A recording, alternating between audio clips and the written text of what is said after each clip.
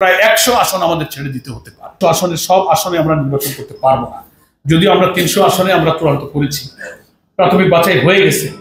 কিন্তু আলটিমেট কথা, যাদের সামনে আমরা সমঝোতা করব, যাদের সঙ্গে একটা ঐক্য হবে ইনশাআল্লাহ, সে পরিবেশ এগিয়ে যাচ্ছে। যাদের সঙ্গে যে কয়টা দলের সাথেই হোক, কিছু সিট তোমাদের ছাড়া লাগবে, নাকি বলেন? কিছু সিট আমাদের ছাড়া লাগবে, তা না হলে তার ঐক্য হবে না। আমির জামাত একটা আইডিয়া আমাকে দিয়েছেন সম্ভাবনা দেখে, যে এমনও হতে পারে সমঝোতা করতে করতে শেষ পর্যন্ত প্রায় 100 আসন আমাদের ছেড়ে দিতে হতে পারে। আমাদেরকে বলেছেন মাইন্ড সেট রাখবেন, কমপক্ষে 200 আসনে আমরা ইনশাল্লাহ ইলেকশন করব। 150 কিছু, মানে 150 না, 200 যদি থাকে বা যদি বেশি থাকে, হয়তো 100 বা তার কিছু কমও যদি ছাড়ি, তাহলে এমন কিছু আসন থাকবে যে আমাদের ছেড়ে দিতে হবে। অথবা সেই আসনগুলো নতুন কখনো আমরা ইলেকশন করিনি, যে তার সম্ভাবনা একেবারেই ক্ষীণ, এরকম 2-4টা আসনও কিন্তু থাকতে পারে।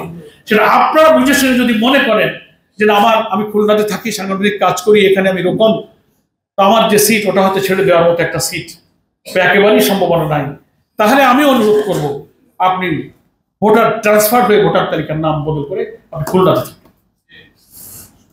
কথা বুঝে আসছে? এই মাস অক্টোবরের একটি সিদ্ধান্ত মেনে নেওয়ার জন্য প্রস্তুত থাকি।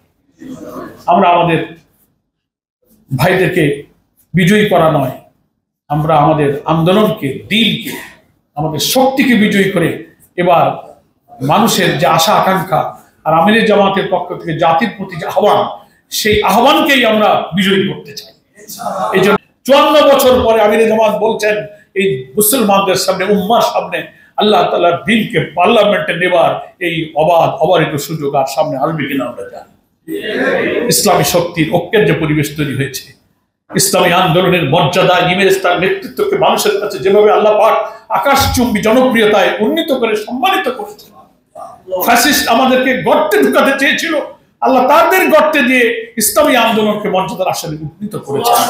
এই শুকরিয়া